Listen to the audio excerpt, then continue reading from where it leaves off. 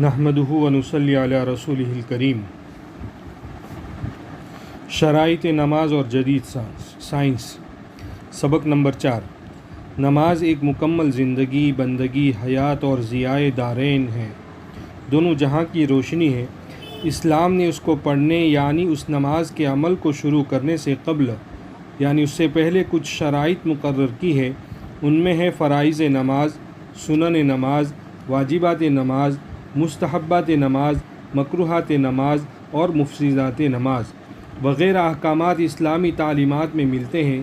یعنی جس طرح کسی بھی ورزش شروع کرنے سے قبل اس کی تیاری کی جاتی ہے یا اس ورزش کی معلومات کر کے پھر اس عمل کو کیا جاتا ہے، بالکل اسی طرح چونکہ نماز ایک مکمل اور متوازن ورزش ہے، اس لیے اس عمل کو شروع کرنے سے قبل اس کا علم ضروری ہے۔ چونکہ نماز علاج ہے دکھی لوگوں کے لیے، اس لیے اس شفائی عمل کو شروع کرنے سے قبل جن چیزوں کا ہونا ضروری ہے وہ شرائط ہیں۔ جس طرح ایک شفائی دوائی کی تیاری کے لیے جڑی بوٹیوں یا کیمیکل، پھر اس کی تیاری کے اوزار اور اس کے ماہرین، اس کا طریقہ، بالکل یہی چیز نماز کا بھی حصہ ہے۔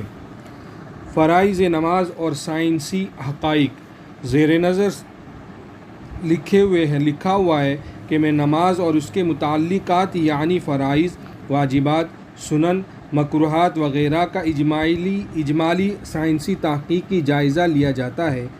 اسلام دین فطرت ہے، اس لیے اس کا ہر حکم ازل سے ابد تک، ابتدا سے انتہا تک مفید ہے۔ زمین بدلے، زمان بدلے، مکی بدلے، مکان بدلے، لیکن حکم ربانی کبھی نہیں بدل سکتا۔ جگہ کا پاک ہونا۔ چونکہ نماز کی ادائیگی ایک مکمل عمل ہے، اس لیے اس کے لیے ایسی جگہ جہاں کسی مرض کے جراثیم نہ ہو، کیونکہ بعض اوقات وہ جگہ جسے ہم ناپاک سمجھتے ہیں وہاں پیتھولوجی کے مطابق چھوتی امراض کے جراثیم ہوتے ہیں، کیونکہ گوبر میں تشنج، آنتوں کے کیڑوں کے انڈے، ہیضہ اور ٹائیفائڈ کے جراثیم ہوتے ہیں۔ لیکن یہ تحقیقات تو اب ہوئی ہے، اسلام نے صدیوں پہلے اس سے آگاہ کر دیا تھا۔ بالکل یہی کیفیت بدن کے پاک ہونے کی ہے، کیونکہ جب مسلمان نمازی مسجد میں نماز کے لیے جائے گا تو اگر اس کے کپڑے اور بدن صاف نہ ہوئے تو اس سے مندرجہ ذیل نقصانات پھیلنے کے خطرات ہیں۔ نمازی کا بدن اگر صاف نہ ہوا اور اس کے بدن پر بے شمار قسم کے جراثیم مادے لگے ہوئے ہوں گے تو یہی نمازی دوسرے نمازیوں کے لیے ان چھوتی امراض کے پھیلانے کا ذریعہ بن جائے گا۔ یہی نمازی نفرت اور کراہت کا ذریعہ بن جائے گا اور لوگ اس کے قریب نہیں آئیں گے۔ پھر اگر ناصاف کپڑوں اور ناپاک و ناصاف بدن نمازی جس جگہ بیٹھے گا تو وہاں یہ امراض کے پھیلانے کا ذریعہ بن جائے گا۔ اگر اس نے مسجد کی ٹوپیاں استعمال کی تو گنجاپن، جلدی خارش، مصفا یعنی جنگجی اور دیگر چھوتی امراض، متعدی امراض یعنی کہ چیپی روگ پھیلانے کا ذریعہ بن جائے گا۔ ڈاکٹر رابرٹ اسمتھ کا تجزیہ۔ مشہور سرجن بلکہ سرجری کے بابا کا قول ہے کہ ہم نے عمل تطہیر اسلام سے سیکھا ہے۔ پاکی کا عمل ہم نے اسلام سے سیکھا ہے۔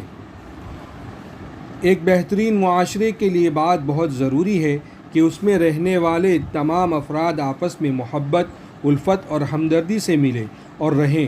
یہ بات مشاہدے میں ہے کہ ناصاف بدن اور کپڑوں میں ملبوس شخص سے ہر آدمی گریز کرتا ہے، دوری اختیار کرتا ہے۔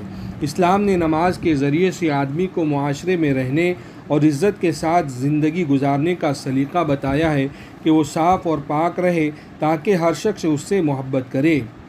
آج کے سوشلسٹ جب انسان کی سوشل لائف کے متعلق گفتگو کرتے ہیں تو پہلا اصول یہی بیان کرتے ہیں کہ مین از سوشل اینیمل، کہ انسان ایک معاشرتی جانور ہے، یعنی وہ دوسرے انسانوں کے ساتھ مل کر رہنے پر مجبور ہے، اور یہی بات اسلام زور دے کر کہتا ہے۔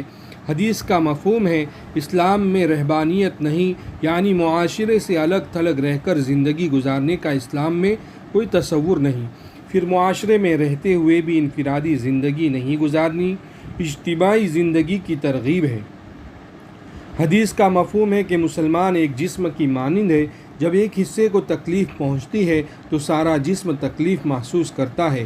اسی اجتماعیت کے پیش نظر نماز با جماعت پڑھنے کی نہ صرف ترغیب بلکہ سختی سے حکم دیا گیا ہے کہ نماز با جماعت ہی ادا ہونی چاہیے۔ جب دن میں 5 مرتبہ مسلمان ایک جگہ جمع ہوں گے تو یقیناً ایک دوسرے کے ساتھ تبادلہ خیال ہوگا، باہمی دکھ سکھ دریافت کیا جائے گا، پھر ایک دوسرے کے مسائل حل کرنے کے لیے چارہ جوئی کی جائے گی۔ وآخر دعوانا ان الحمد للہ رب العالمین۔